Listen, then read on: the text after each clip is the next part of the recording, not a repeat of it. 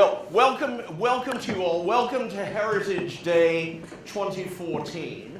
I think this is the 12th Heritage Day. Certainly the biggest, and so far the best. We want to keep that up for the afternoon session. My name is Lloyd Grossman. I'm chairman of the Heritage Alliance. And this place is Glazier's Hall. It is the livery hall of the Glazier's Company, who've been in business, as we're all in Heritage, who've been in business since 1328. They rather carelessly lost their original hall in the Great Fire and are now the only livery company that have a livery hall south of the river. The building that we're in is a converted warehouse, is an 1808 converted warehouse. Now you may wonder why I'm standing beneath a coat of arms that says cleanliness is next to godliness. Not the Heritage Alliance coat of arms. It is, in fact, the coat of arms of the Worshipful Company of Launderers, yes, there is such a thing, who share the hall along with the scientific instrument makers and the glaziers. Now, this afternoon we are delighted and very much looking forward to our pre-election hustings. And we have a fabulous array of parliamentarians. Now, rather spookily, and this really is very, very bizarre, rather spookily, when you sit on stage, they have naturally arranged themselves from left to right. Don't ask me how that happened, but it's just a fact. So, let me just introduce them. First, Chris Bryant, who became opposition spokesman for culture, media, and sport yesterday.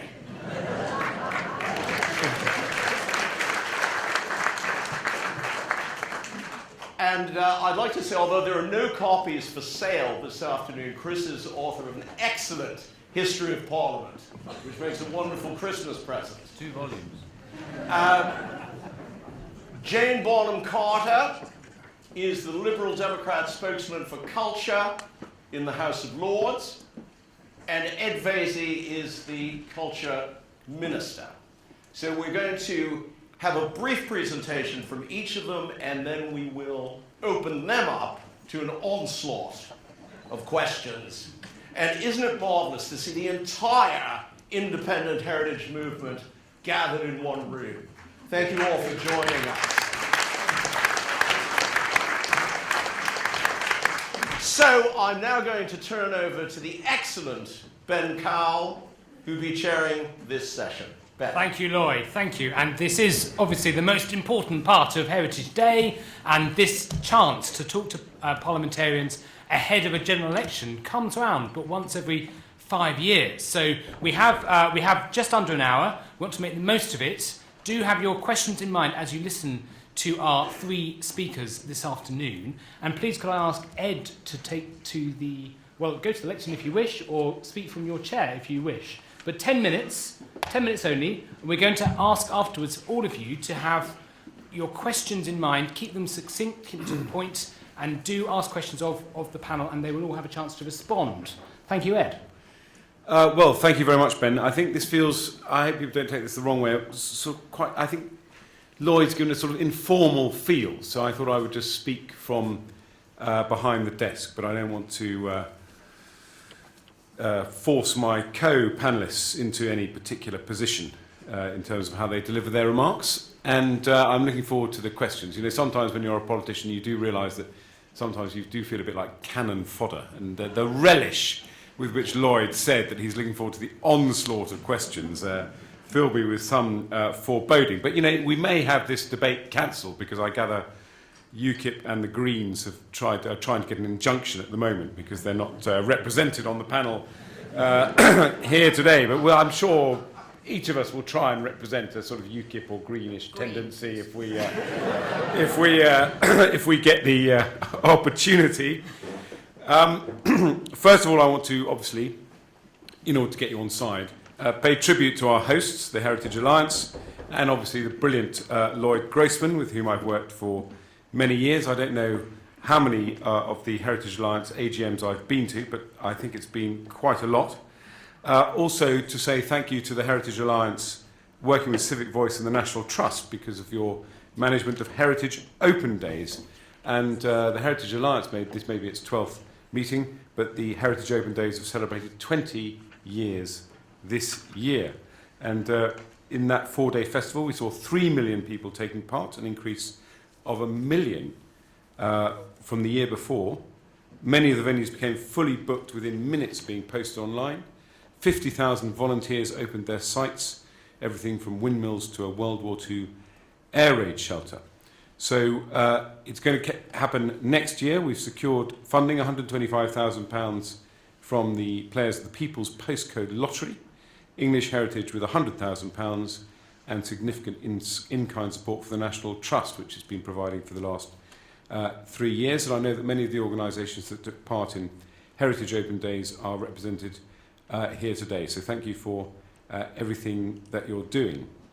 I think it's a terrible phrase to use, but it's one I'll use anyway. The heritage sector is in very rude health at the moment. Heritage sites in England rather, received almost 60 million visits. Again, a significant increase. 60 million visits in 2013, a significant increase from 2012, and also a much wider range of visitors from many different communities. And also, I think it's interesting to look at how successful historic buildings and heritage sites are becoming when the emphasis is placed on explaining the how and why of the place's backstory. So, for example, one of the things I'm very pleased with that we have got underway as part of my initiative to get more cultural education in schools is working with English Heritage on the Heritage Schools Initiative. And we provided just north of £2.5 million to English Heritage to carry this out. That was from the Department for Education. And they've worked with 200 schools. They've reached 100,000 children, and 700 teachers have, as it were, been trained in heritage awareness with English Heritage staff.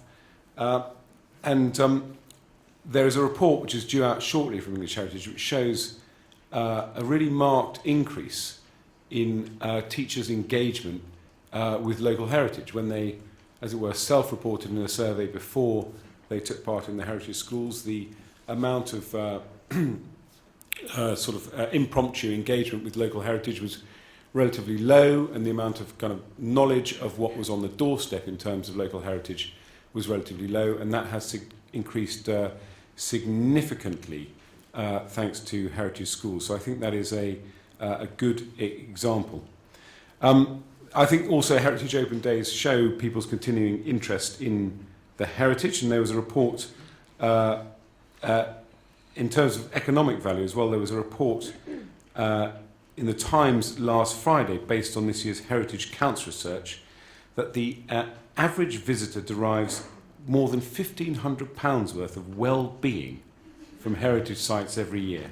And for those of us whose mind tends to turn more towards the heritage side of things, you'll be pleased to know that those who engage in sport get less than £1,000 of economic well-being from engaging in sporting activities. So heritage is clearly very good for your health as well.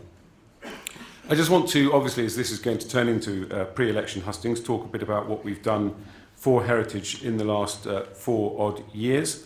One of the first decisions we took, which doesn't often get enough attention, but it's important in the 20th anniversary of the lottery as well, was to restore the shares of lottery funding that Heritage got. We restored that to 20%, which is where it originally was. So we have now a situation where I think something like £376 million is projected to go into the Heritage Lottery Fund next year, and that's £100 million more than it would have been if we'd kept the old share of 16.6%. And over the course of this Parliament, the Heritage Lottery Fund will have had £1.5 billion in funding.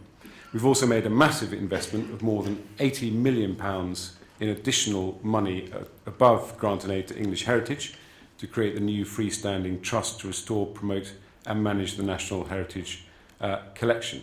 And this is something that I feel very strongly about, that I've pushed through over the last few years. I'm glad we've got to the position we have, where we now have, as it were, two bodies still linked. One can concentrate on managing English Heritage's important heritage sites, and the other can concentrate on what I call, as it were, the regulatory function.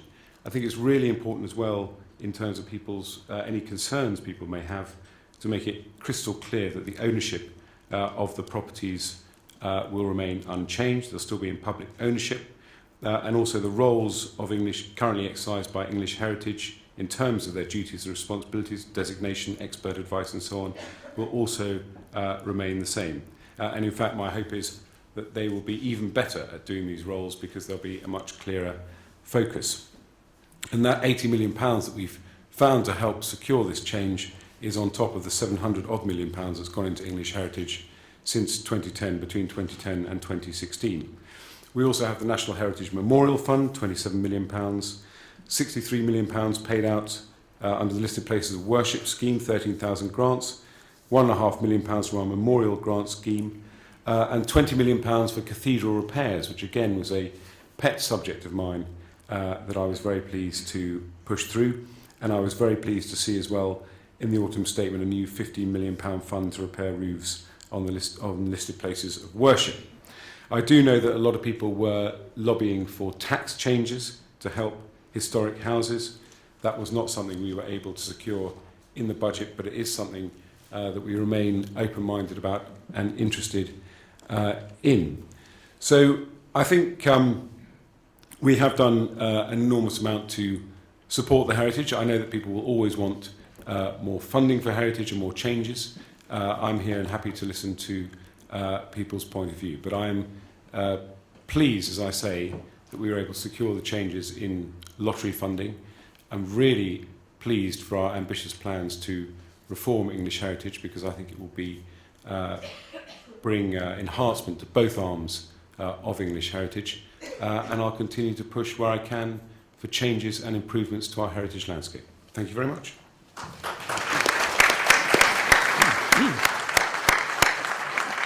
Thank you, Ed. And as I say, there will be a chance at the end of the three speeches to ask questions of the panel. But I now want to turn to my left and to Chris Bryant, the new Shadow Culture Secretary as of yesterday, less than 24 hours ago. Thank you, Chris. I'm going to go over there, if that's all right. Shades of the referendum debate coming through here. No, I just sort of, I think I look better standing up. Sorry. Yes, no, I'm very new in this job. Somebody wrote a speech for me and I'm not delivering it, so which is pretty much part of the course. And I should just say, just the advert up front, not only have I written a 2-volume history of Parliament, but I'm writing a history of the British aristocracy at the moment for Doubleday, which will be out in May 2016, if this job doesn't get in the way too much. So I might be visiting some of your properties. Look, I believe that our heritage has an intrinsic value. I know everybody wants to talk about the economic value and all the rest of it, but I just think it has an absolute intrinsic value. Whether it's perhaps one of the most beautiful things I think you can see is a Gothic marble staircase that has been worn down by time. So it was originally crafted by somebody maybe 500 years ago in its beauty. And through time and through people and through wear and tear, it has become what it is today. And that has an enhanced intrinsic value, I think, to our humanity.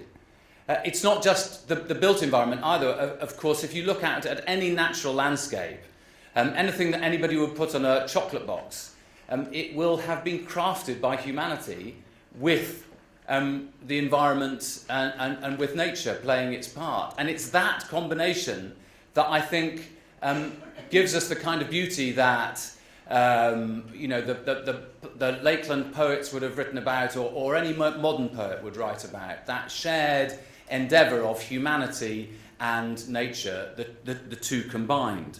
And I think of places like one that we work in every day, the Great Hall in Westminster, the only bit that survived the Great Fire of October 1834, and it's the detail in there that is so amazing. That stunning roof built in the late 1380s, 1390s by Richard II, the largest oak-beamed hammer beam ceiling in Europe, with the glorious angels holding it up, and then these amazing little roundels, all with Richard II's emblem of the White Hart. And ironically enough, it's the place where the shortest parliament that was ever held, a one-day parliament, which was to remove Richard II. So all the grand things we can do in life might be for naught. I always used to love I used to be a vicar in the Church of England. I was the youth officer for the Diocese of Peterborough. I used to love going to the cloister in Peterborough and driving in my car, in my dog collar, driving through the arch that says a bishop only, and with all the windows down playing Holding Out for a Hero as loud as possible. What about the Wells Cathedral with that amazing combination of form and of structure supporting the building, that double arch? It's there for function, and yet it serves a phenomenal additional element of beauty to the building that was never originally intended. Or how clever were they to put the railway station in Durham so that you get the best view of Durham Cathedral and the whole of the town imaginable? Or as an American once said of me, how very clever of them to put Windsor Castle so close to Heathrow Airport. And of course, not everything is always to everybody's liking. When our new parliament was finished, Disraeli said of it that he so hated it that no profession had ever improved until a member of it was hanged, and it was now time for the architects. And lots of things were changed about it, in fact, and Barry then never ever returned to the place. So look, I have a passionate concern and love for our heritage and the built environment in which we live. I think probably the best thing that the Labour Party ever did for our heritage was the Town and Country Planning Act of 1947. It did two things. First of all, it introduced a proper listed building system, which meant that even though you owned the building, you didn't only own it for yourself, you owned it for the whole of society and for ongoing generations. And secondly, it said that you couldn't put up advertising hoardings across the whole of the countryside. And that's why England and Wales look so completely different from any other country in Europe. And so that's why I say that sometimes the state has a positive effect that it can play, and sometimes it's even done without spending too much money. My hero of the hour, though, is George Kelly. You may not have heard of George Kelly. He's in his 60s now. He worked for years at Apethorpe Hall in Northamptonshire. He worked for years for free because the owner had left the country after the murder of WPC Yvonne Fletcher. He was determined to save this fabulous, stunning building, which was not only one of the most beautiful Jacobean palaces in the country, but it's also where George Villiers, who later became the Duke of Buckingham, first slept with the King and James VI and first. So I think we should preserve such royal nests of homosexuality for the future. And the great thing is that Apethorpe, again, government had to intervene to make sure that it was compulsorily bought. Yes, money was spent on it, but it's now been sold. It was sold just last Friday, to a man who's fascinating in his own right, Jean-Christophe Baron de Ften. I don't know how to say that properly, but who's managed to be a member of the Chinese government as well as a French baron. So I think that's quite intriguing. And if you remember that speech in Richard II, this England speech, this Other Eden and Demi-Paradise and all of that, it actually ends, of course, with John of Gaunt attacking Richard II, saying, "Is now leased out like to a tenement or pelting farm." And that's one of the things I think we need to be careful about with our heritage, that it isn't all just leased out to other parts of the world. I believe in a living heritage above all. That's why I love going to St Pancras or King's Cross now, where the old has become fabulously new. Or you go into the British Museum, and I remember working hideously in the old reading room before all the work had been done and the British Library had been created. And what a transformation that we've been able to effect. And I remember Conrad Knoll, the vicar of Thaxted, who was known as the Red Vicar. He hung the red flag up next to St George's flag inside the church until the bishop forced him and the consistory court forced him to take it down. But the fascinating thing that he learnt was sometimes with a beautiful old building, it's best just to take things out. Stop filling it up with things. Just take it out. Sir John Soanes, of course, went in exactly the opposite direction, just filled things up as much as possible. But it's a living heritage we have to believe in, because my anxiety is that it's great that we have millions of people come to this country as tourists. We could do much better, incidentally, in relation to China in particular, some other countries in the world where I think we need to work harder on our visa regime so that we can enable more people to come here. It's depressing that a tiny proportion of those who go to France come to the UK.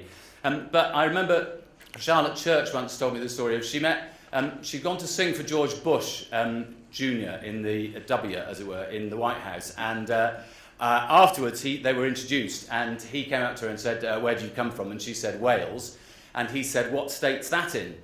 And she said, "Rotten." But that was before a Labour government, and it was all changed. But my point is that sometimes outside this country, if all we are is as a kind of heritage theme park, then we've not given a full sight of ourselves. And that's why I believe in a living heritage that preserves that which is of real value from the past, enhances it, uses proper conservation measures, and that incidentally means that we need to make sure we still retain those skills in this country. And so just two policy areas that I think people will be specifically concerned about. Many heritage businesses, of course, are small businesses, and they have exactly the same financial problems as any other small business in this country. Sometimes that may be about red tape. That's one of the things that often comes back. But I think one of the biggest problems at the moment still is the issue of business rates, and that's why we as a party are committed to reverse the planned hike that there would be in business rates in April, and to freeze them the year after. We reckon that would save anywhere between £450 to £2,000 a year to the kind of businesses that we're talking about, and we're going to pay for that by not cutting corporation tax from 21% to 20%. And the second thing is, because of course quite a few of you might have something to do with mansions, we aren't going to introduce a mansion tax because I think it's unfair that people who might have a house worth £350,000 are paying exactly the same amount of council tax as somebody who owns a property of 2 million or 10 million or 20 million.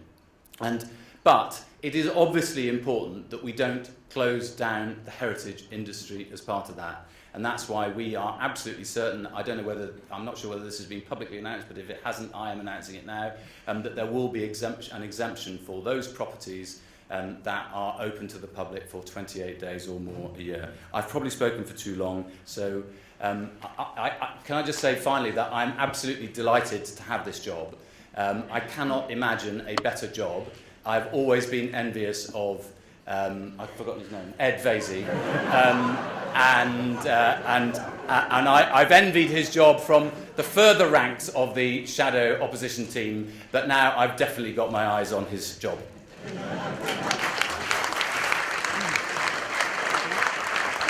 Thank you very much, Chris. And thirdly, may I turn to Jane Bonham-Carter for a view from the Lib Dems. Thank you, Jane.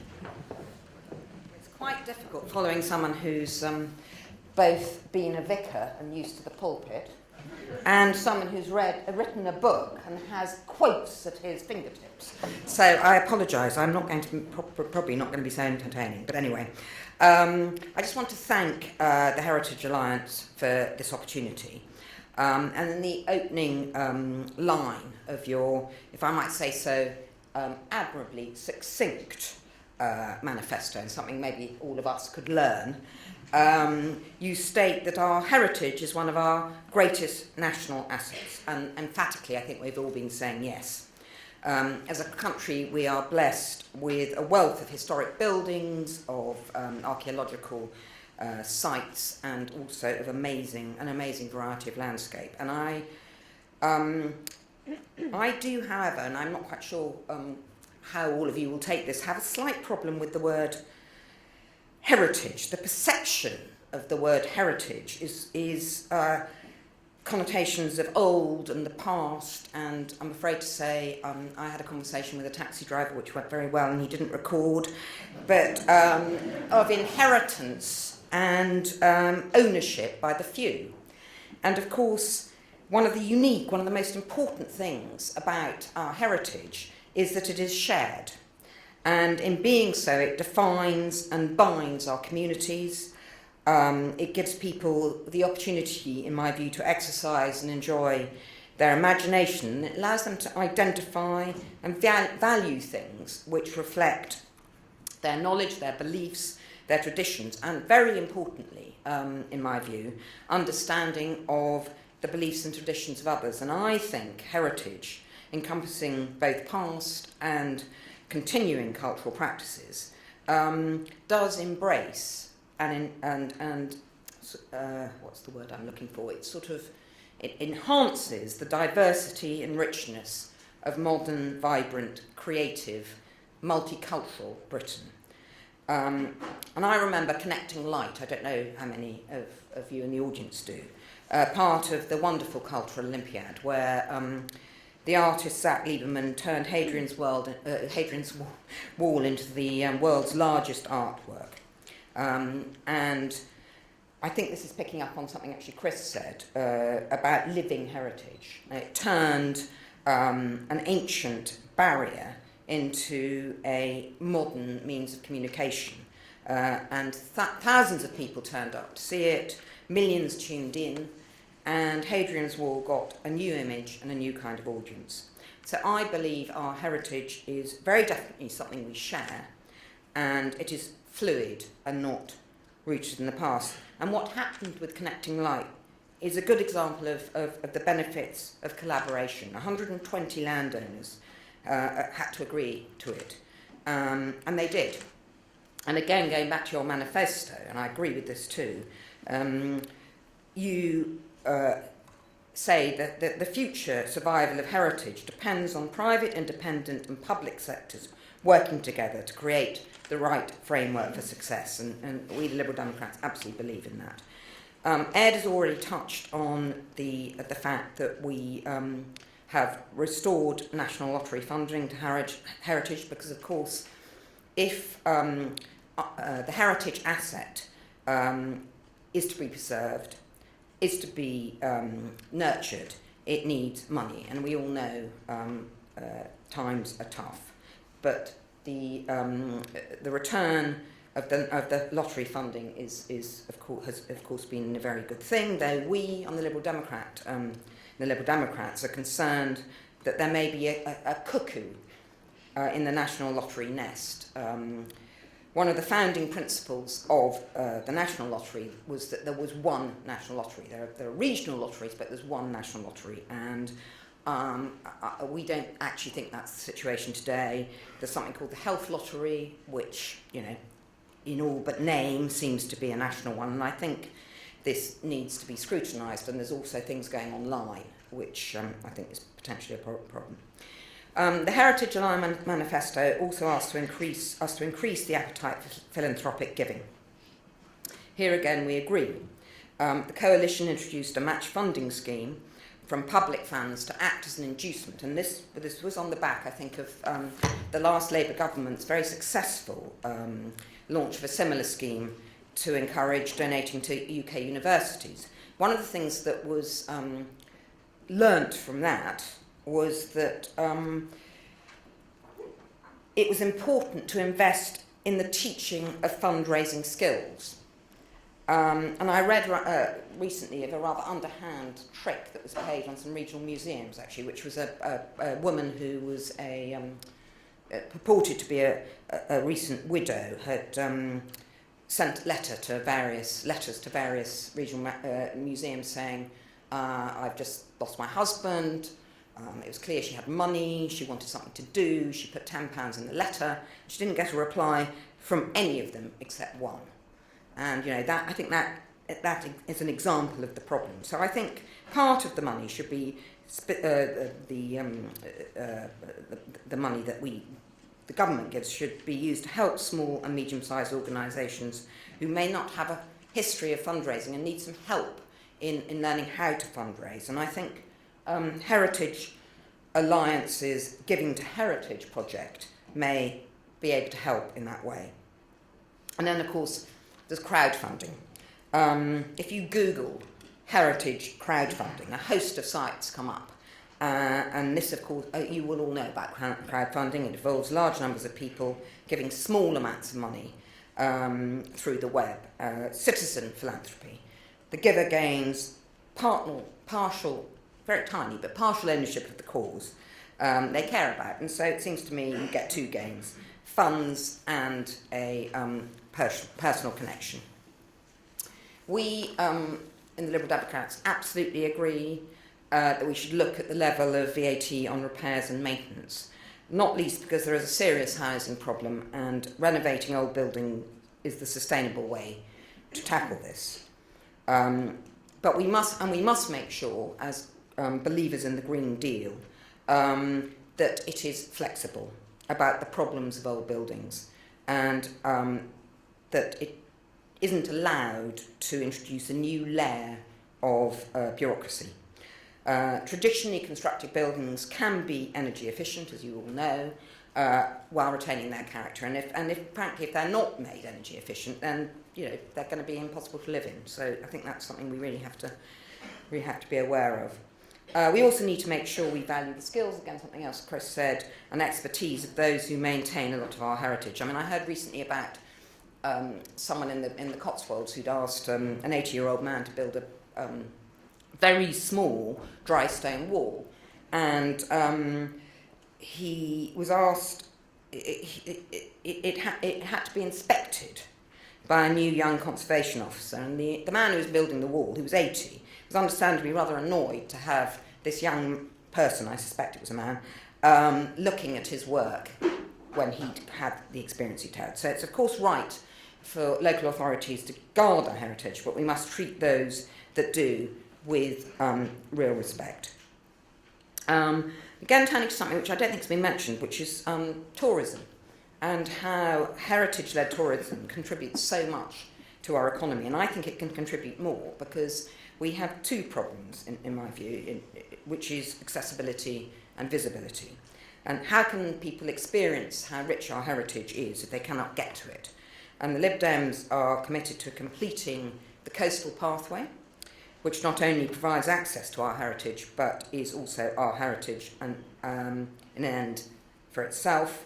And we've also said we want to radically increase the use of light rail between communities, which potentially will mean reopening stations that Beecham closed, which again are part of our heritage. And we also want to, and here I suspect I will part company with my coalition colleague, we want to introduce a further right to roam and put into practice what exists in Scotland.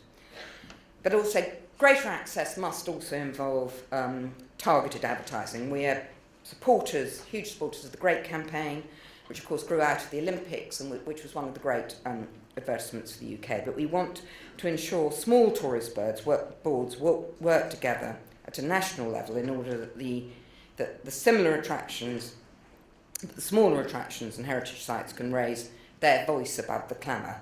By working together, sites can reach diverse audiences more effectively. And we believe that tourism should be allowed its place in an acronym. Why is it shunned, considering its contribution? DCMTS, Ed? DCTMS? Or, I'm not sure I like this one because I'm so keen on culture, but DTCMS. Anyway, we can take our pick. But it is interesting. Tourism is not, anywhere. Finally, completing the rollout of high-speed broadband is an essential part of the linking up of people and their heritage. For those wishing to run a business based on heritage in a rural area, being able to promote their work via the internet, manage their finances and organise their business are of vital importance.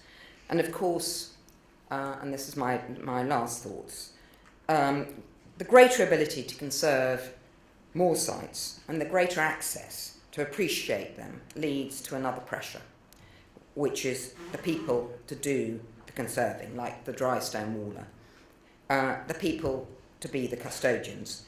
And while the Heritage Lottery Fund is already involved in traineeship schemes, more needs to be done. And the Heritage Schools Initiative, which you mentioned, is obviously a hugely important part of this. But the general expansion under the coalition of apprenticeships, I think, must be utilised to feed into the needs of the heritage sector. I think that's something we must press on. And we welcome the new model English heritage commitment to create apprenticeships for young people covering all conservative skills, and that's something I think they must be made to do. So to conclude, can I thank again the Heritage Alliance for the work they do. As they say, our heritage is a source of national pride and an engine of economic growth. And as their Heritage Counts report states, has a significant impact on people's sense of well-being. I think we must all commit to ensuring English heritage's own well-being.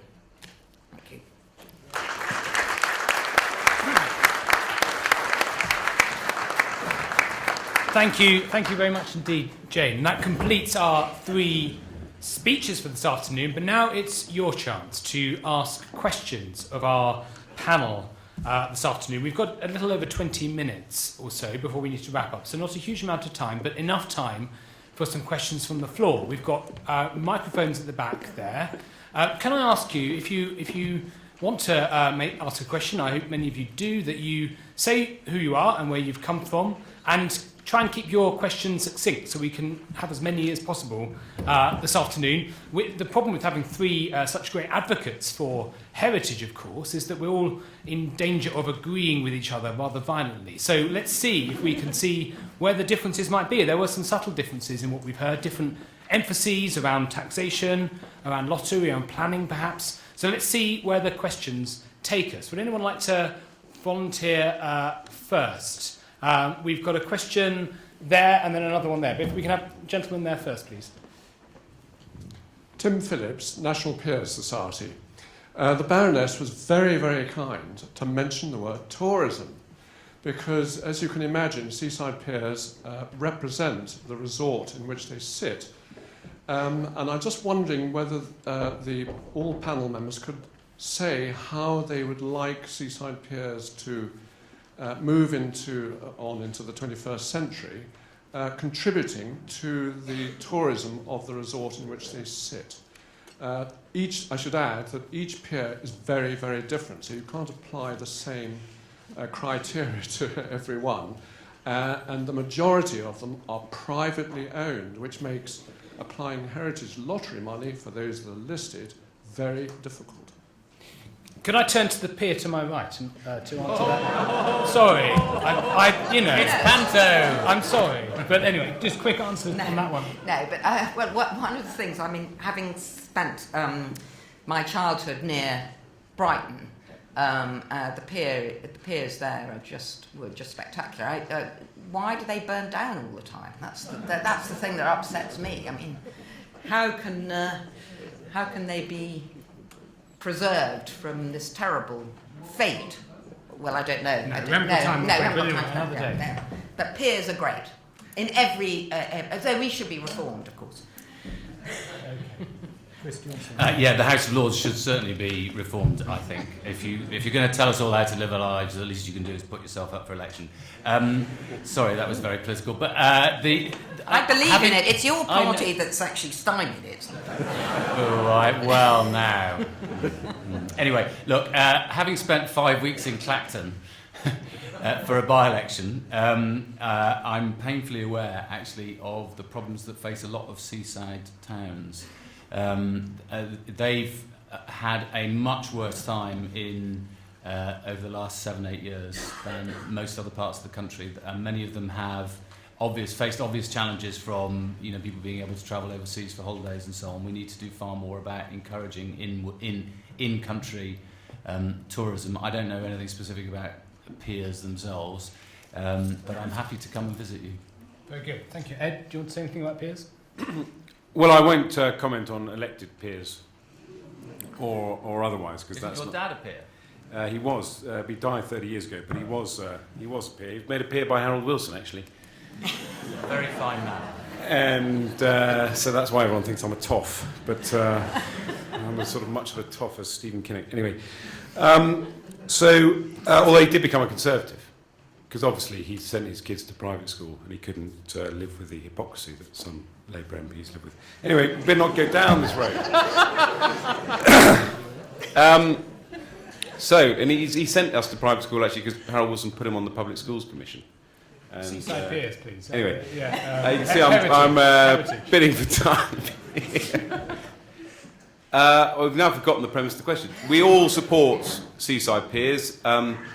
We know that some piers have recently been restored to their former glory. They are, I think, they remain a magnificent attraction. And in fact, one of the things that is in danger, as Ben said, of violent agreement. We could be rerunning the election debates in the sense that we could all start saying, I agree with Chris, which is terrible because he's only been the Heritage spokesman for 24 hours, but he's made a massive impact. But I agree with Chris in terms of the living heritage aspect. So piers don't simply have to be set in aspic and be a faithful reproduction of their Victorian forefathers. They can adapt and change to provide modern attractions in a historic and heritage setting.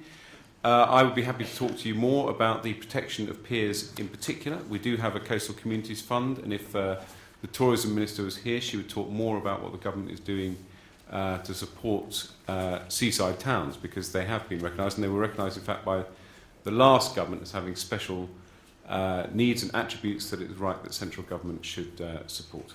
Anyway, I've digressed for far too long. I should also say that the UKIP spokesman is here, so I hope that William Cash will at one point either make a statement or ask a question, because I think it's important we hear from as wide a range of political parties as possible at the Heritage Alliance AGM.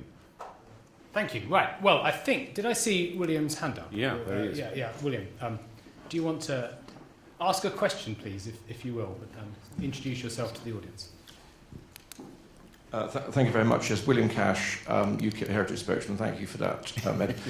Yes, I was having lunch and was chatting to Peter Phillips, who is from the Kemp Town Society in Brighton. And he was talking about the problems he's having with the restoration of a 6-acre garden, which is a wonderful tourist attraction, in that because of the Chancellor's 20% VAT, he's going to have to find another £80,000 for his railings. And he's saying that this is going to be a real struggle. And I'm pretty sure I'm talking on behalf of a lot of people in this room who feel that the 20% tax on VAT is rather invidious and creates a somewhat unbalanced playing field between new development, where of course there is no VAT, and those who want to repair and improve our heritage for those to be shared with the public.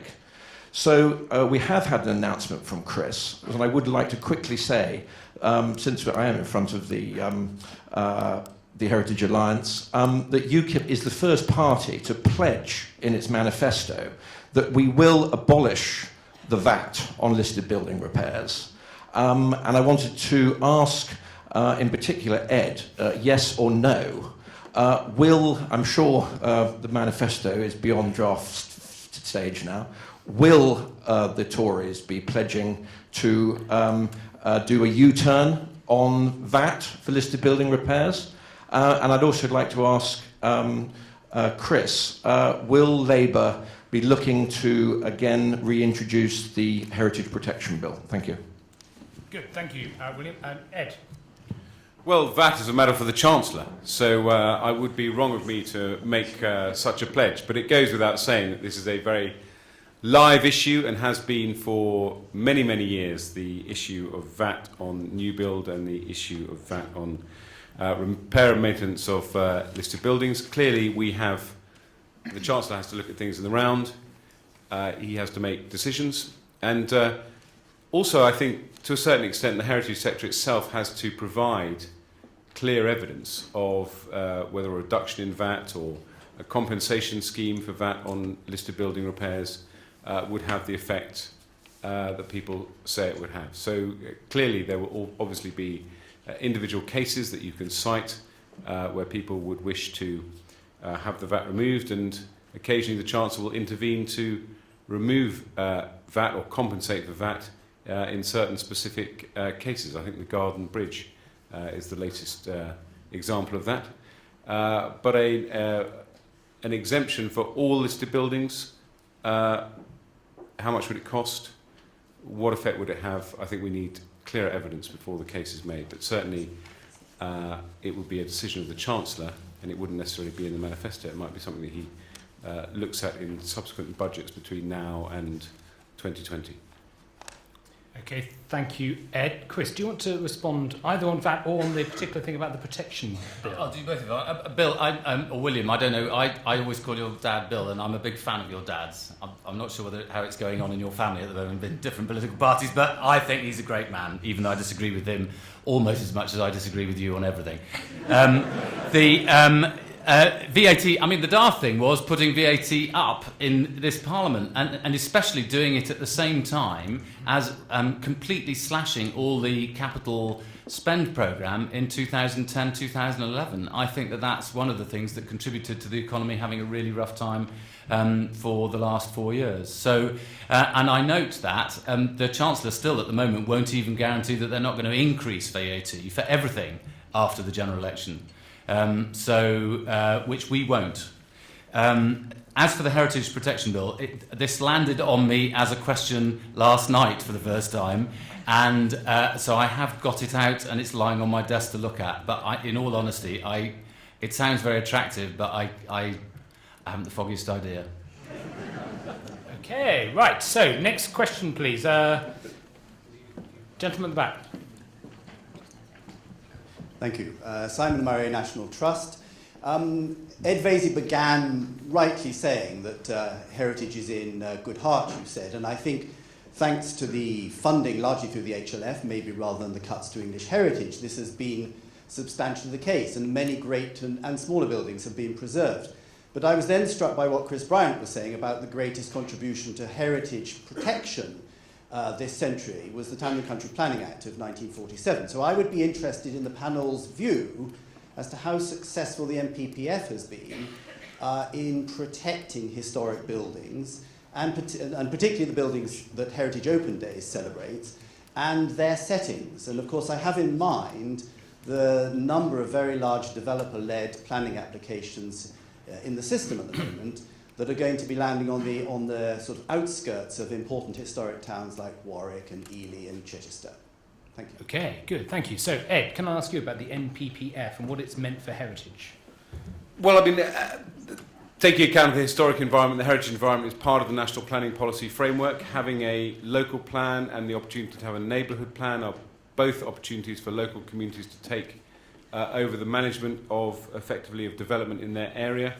I know it's an issue that causes huge concern. I'm an MP who represents a largely rural constituency, despite its proximity to Reading and London, and it has caused huge concern in my constituency where we haven't had a local plan, but now we do have a local plan. I think people feel they can manage development much better. I do know that there is a live debate, partly driven by the previous chairman of the National Trust, Simon Jenkins, about extending heritage protection to historic towns, and certainly I've had meetings to discuss how that might work, and even as he's obviously written in public about effectively listing landscapes and grading landscapes for protection.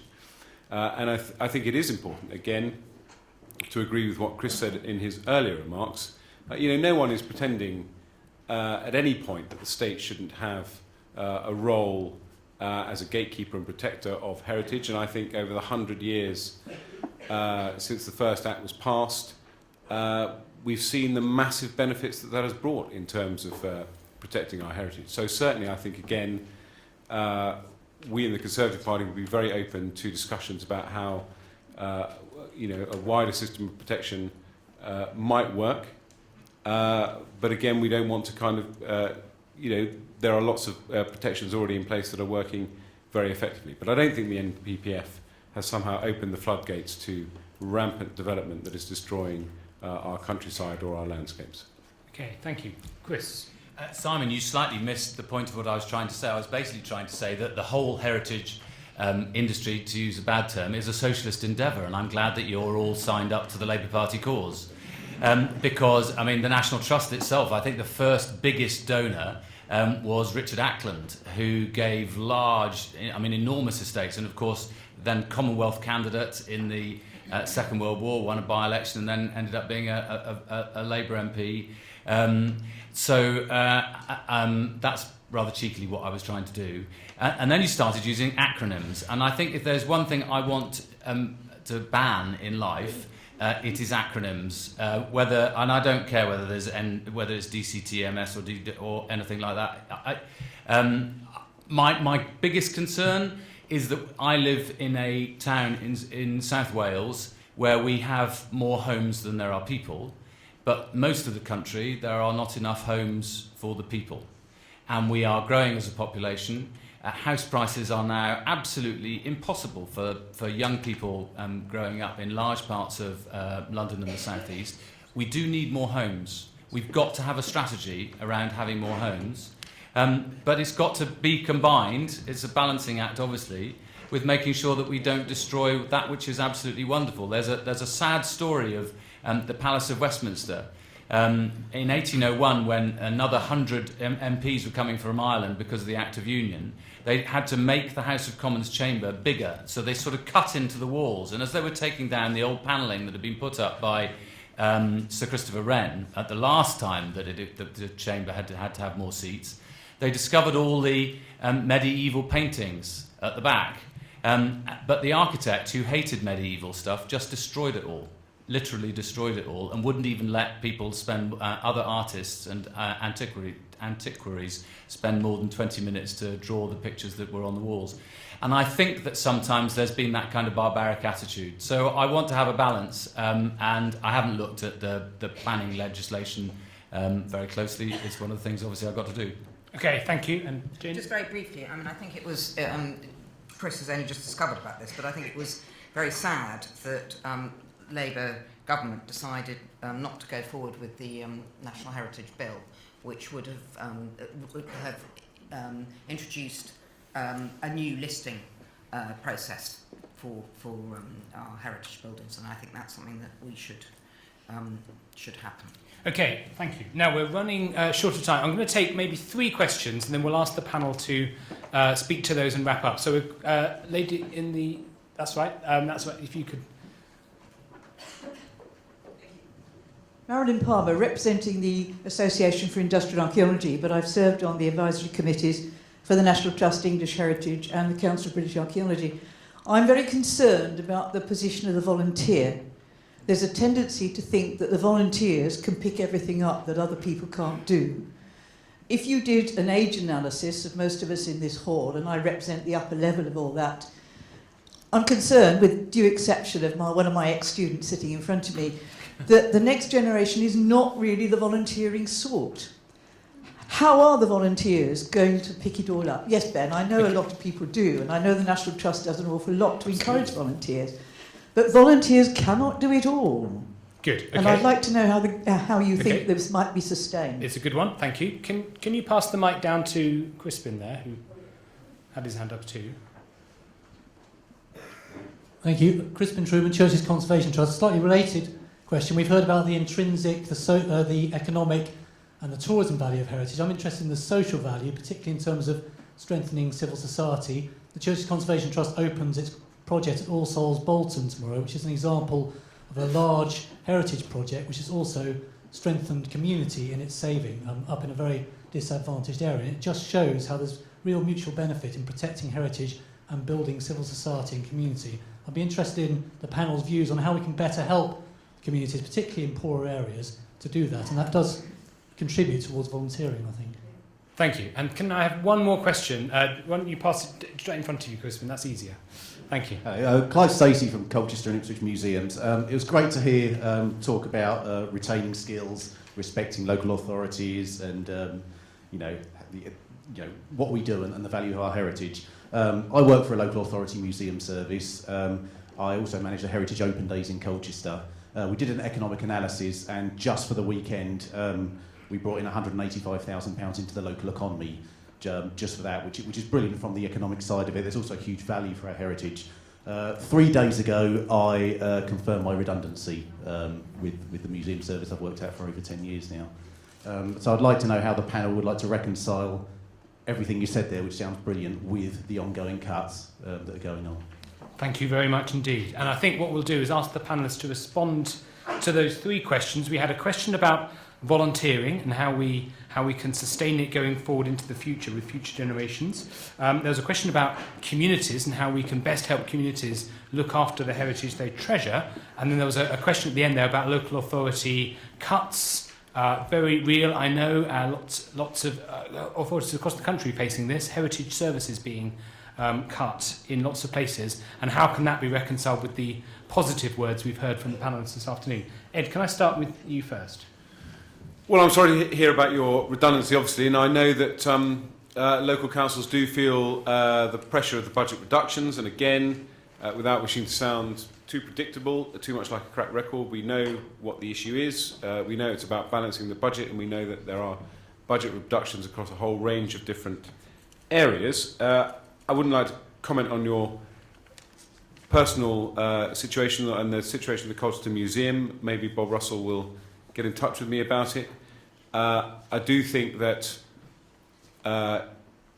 you will get local authorities, and I'm not commenting on Colchester, but some local authorities will see either their museum service or their libraries, for example, which is another area of policy for me, as absolutely central to delivering not just what they intrinsically deliver, but also helping to deliver a whole range of different services ranging from education to health to in adult education, and I think the more local councils see those services as central to what they do as councils, rather than as almost add-ons that are to be supported, the better off they will be. Volunteers, I think the point is very well made, by both questioners, that volunteers are absolutely at the heart of the success of heritage. They're at the heart of an enormous amount of things that we rely on in our society. But it is, and I think the key about volunteering is it is definitely a two-way street, and the most successful volunteer-led schemes, as it were, are ones where both sides get something out of the relationship. And I always enjoy going to organisations and meeting volunteers and hearing the stories behind why people are volunteering, whether it's a passion for the local organisation they're working with, or sometimes it's a route into a new community if people have moved to the area.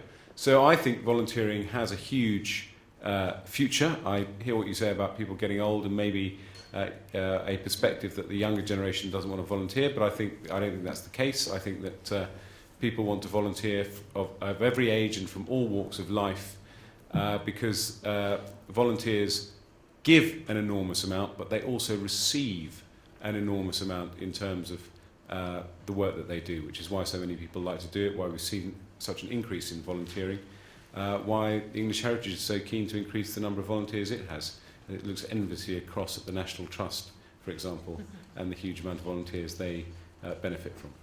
Thank you, Ed. Chris? First of all, Clive, obviously you've had really rough news, but unfortunately you're not uncommon. And the number of archaeologists employed by local authorities in the last year has fallen by 9.5%, and so on. We can all rehearse all those figures. I just wish the government had learnt the lesson of what they did in 2010, which is if you do try to go too fast, it puts the economy into kind of stagnant mode. And that's my anxiety now, because, if you think you've felt cuts already, we ain't seen nothing yet. We really ain't seen nothing yet. And the plan is, you know, if what George Osborne announced yesterday were to come to pass, we will end up with a position where we have the level of spending as a share of GDP of the 1930s. And I just don't think that is sustainable for a country, not socially sustainable, I don't think. And there's another element that really angers me, which is that all the big cuts, the stuff that really people notice, have to be done by local authorities, by local councillors, who have absolutely no choice but to bring in a balanced budget every year. And so they're the people who have to look at it and go, by statute we have to provide this, this and this. These things we are allowed by law to do. And so it's those things that go. And that's museums, it's libraries, it's swimming pools, all the things that actually add quality of life. And in particular in poorer areas, that's a problem. Now that's why, I mean, I've not got a pot of gold to, you know, point you towards either. Except that I think we would bring about cuts in a slower and a fairer way. And I think that in the end that would be better for the economy and make us able to grow the economy and prosperity better. And also, Hilary Benn, who's our DCLG guy, has said quite clearly that we need to reintroduce more of the deprivation index element of the funding grants to local authorities. And I think that goes to the point that Crispin made about the role that churches play in many deprived areas in the country. Absolutely essential. And frankly, all too often in my patch now, the churches and the chapels are the buildings that are also abandoned. And actually, I wouldn't mind a fund in my constituency to pull some down, because they end up being a sign of lack of hope and despair, rather than the sign of redemption and salvation that they were intended to be. So I think we have to preserve that which is of real value, but we also have to be quite sometimes hard-headed about what needs to go. Marilyn, I tell you, the three people you should not ask about how to get more volunteers involved are people who are involved in political parties. Because to be honest, I mean, we're having the worst time of the lot. I mean, I'm sorry to be, I know your heart is not bleeding at this news, but the honest truth is that quite often it'll be the MP and 2 or 3 people who are delivering the newsletter to 30,000 homes. And actually the National Trust, the RSPB and so on are doing phenomenally better than we are. And I absolutely take my hats off to them. One thing I think has changed in heritage is that when people realised that heritage didn't have to be just about Chatsworth and Highclere and so on, that it could actually be about industrial heritage as well, and how people live their lives. One of my favourite museums in the country, it has an awful title, but the Museum of Welsh Life. I know that sounds terrible, but it's fabulous, because they brought so many different kind of social places, you know, the old Blackwood working miners' hall and so on, together with an old cottage from North Wales and so on. I think that experience is much more accessible to many young people. I'll shut up now. Thank you, Chris. And just finally then to Jane. Well, on the point about volunteers, I think when I talked about the need to invest in apprenticeships and we have the Heritage Schools Initiative, which Ed talked about, and also the Creative Employment Programme, which is specifically about culture and about the unemployed 16 to 24-year-olds. Now, they're exactly the kind of people we need to excite about this area, and so I think I absolutely take that on board, but I think that is something that it is hopefully happening. Social value, I completely and utterly agree with you, and the point I made about greater access, which actually picks up on what Chris was just saying about the smaller museums, you know, not the sort of obvious attractions. This is access to them, and also allowing the population to know about them will expand the type of people who enjoy our heritage. So I absolutely endorse what he says, and very sorry. And Bob is obviously a friend of mine, and you know, this is something that, as Ed says, we can't speak personally about, but obviously it's something that needs to be looked into. I mean, Ben, you did want political knockabout, and what I would just say is that I think Chris is being utterly disingenuous. in his... no, you call people a liar in the House of Commons chamber, but I'm calling you disingenuous. Which is that, Labour is committed to balancing the budget in the same timescale that we have committed to balancing the budget. And it's simply not credible in front of an audience like this to say, but our cuts would be fairer. I mean, it completely lacks any credibility at all. If you're signed up to a balanced budget, you are signed up to having to reduce spending. And there are impacts when you reduce spending. And there is a challenge for all of us. And funny enough, a lot of the debate at the moment is about not just salami slice cuts, but radical rethinking about how we run different services. And heritage and local museums should be part of that thinking. And what I said earlier about them being central to the thinking of local councils means that all of us, I think there's a challenge for those of us who depend on local authority funding to work with local councils to show the different ways we can deliver different services through heritage organisations. And also I'd remind them that libraries are a statutory service. Minister, I will let you have the last word, but I'm afraid we're out of time. And we do have more questions. Well, we are running... We can't delay Lloyd. I'm enjoying it. Just when we're getting going. Chairman, it's your meeting. Would you like me to carry on for one more question? Yes, let's have one more. One more question. Round. Okay. One more round. One more round of questions. We've got a question here, please. Good afternoon, Cathy Clark, General Manager of the National Heritage Training Group. I'll be very interested in the discussions today. I was very pleased to hear Baroness talking about energy efficiency, repair and maintenance, normal buildings. There's been a big discussion about heritage in general as being the heritage, the Chatsworths, the churches, the piers, but our heritage is all around us and it's the traditional buildings we live in, and we need to increase the level of skills and understanding about these basic buildings and the skills that built them and the materials they're made of in order to make sure that these buildings are sustainable, they're energy efficient, and we look at fuel poverty and all the other things that are related to that. So I was interested in what the panel are thinking and what they might do in the future to address this. Thank you, Cathy. There was a question here, please.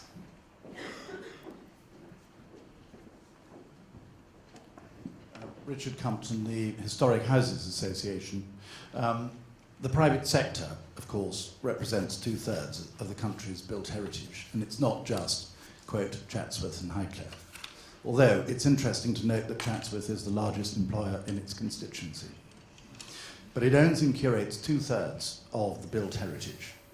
What does the panel intend to do to make sure that they remain the magnets of tourism that they are and that we all want them to be to bring people to this country? Thank you, Richard. And can I have the final question here, in the front row? Thank you. Hi, I'm Ingrid Samuel from the National Trust.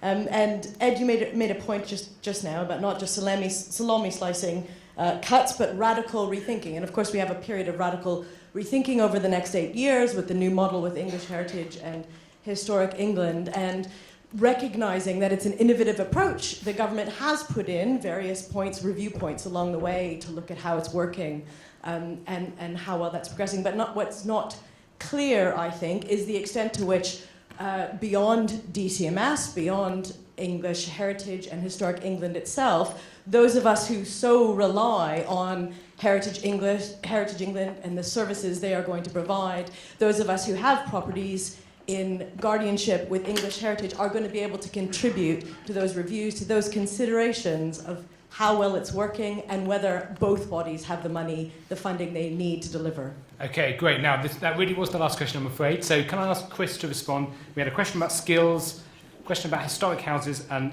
one about English heritage there at the end. And this is your last chance to speak this afternoon. Sure, I called Jeremy Hunt a liar because he lied. Cathy, fuel poverty, it's a key issue, and I think there are two elements to this. First of all is that obviously energy prices have risen dramatically over the last few years. The energy market is not working in most people's interests. So that when retail price, when the wholesale price rises, that's sent on to consumers very rapidly, but it's not. But when it falls, it doesn't go back to consumers very quickly at all. So we think we need to reshape the energy market completely. We need to introduce more competition. We need to make sure that tariffs are fully understandable by an ordinary person. I've tried to understand my tariff, and I find it incomprehensible. That may say more about me, of course. But the other element is, I think that in the past, this was a fault of Labour governments as well as the present government. I think we've tended to focus on one particular form of energy saving rather than include many different types. And I'm painfully conscious of this because when everybody was going on about having walls insulated, they seemed to assume that everybody had a cavity wall. Actually, hardly any properties in my constituency have a cavity wall, and it's much more difficult to do that and to provide a proper system in a level of high deprivation and low level of cavity walls. So you've got to have a mix of measures that are available. I'm presuming that by definition also applies to a large number of the kind of properties that we're talking about here. Incidentally, there's also a lack of skills around doing that properly so that you don't end up with further problems with damp and condensation in those properties. Richard, historic houses. I wasn't being rude about Highclere, Highclere has done phenomenally well, hasn't it? Though I think David Cameron thinks that Downton Abbey is a fly-on-the-wall documentary. But the old ones are the best. Yes, I know. Well, listen, this is the Heritage Day. We've got to have heritage jokes as well. And Chatsworth is a stunningly beautiful place, and of course a major employer and all the rest of it. I want to make sure that much more tourism. It's not part of my responsibility, but I think one of the key things we need to do in Britain is not just have all the tourism attracted to London, Oxford and Cambridge. We've got to get people out and about. And actually, if you arrive in this country as a tourist, it's not all that easy to do. Finding places is not all that easy, and we need to do far more, I think, in that kind of... I don't draw the distinction between public sector is good, private sector is bad. In my experience, the two are much more intertwined all the time.